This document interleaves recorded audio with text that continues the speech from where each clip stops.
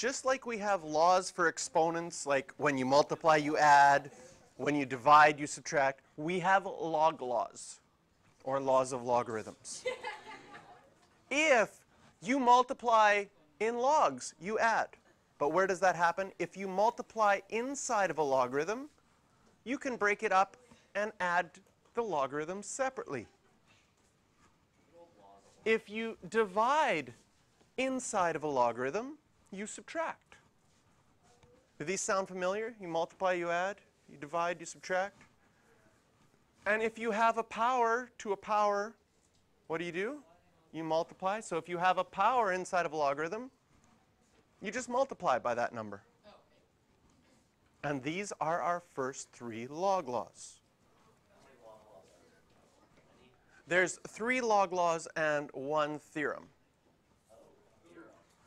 So if we look up on the board, you've got the 3 log laws and then the theorems underneath. We'll save the theorem for a little bit later.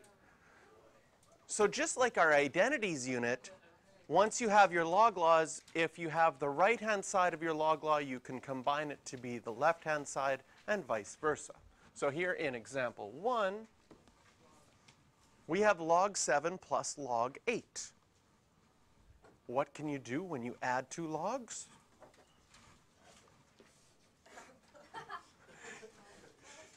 You multiply.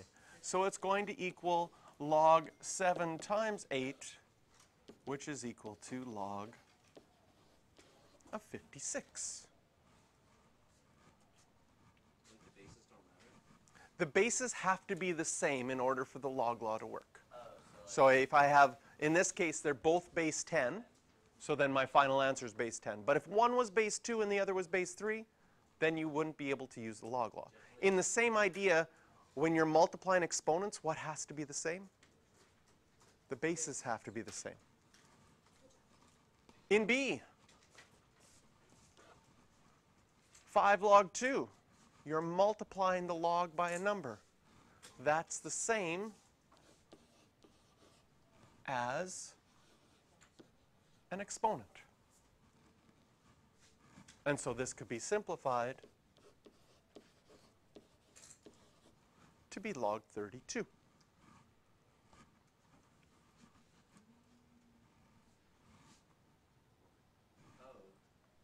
So a number in front, a number in front can go in as an exponent.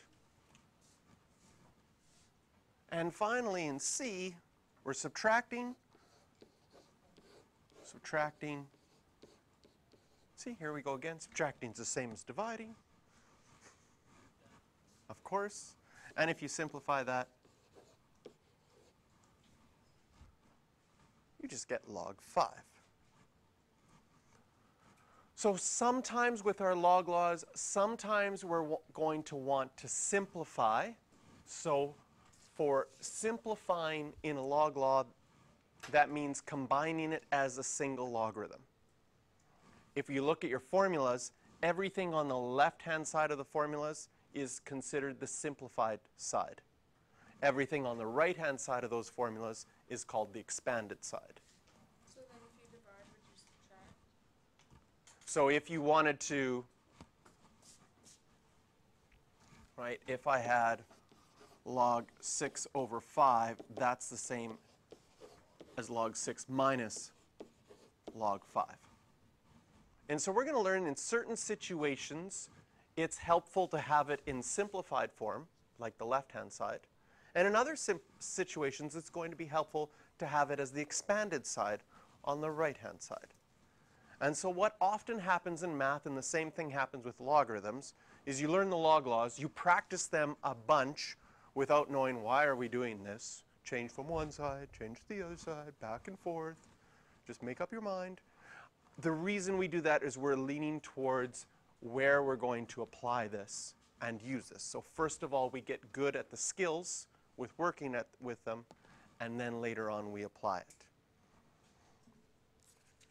So questions for this one are 4 and 12.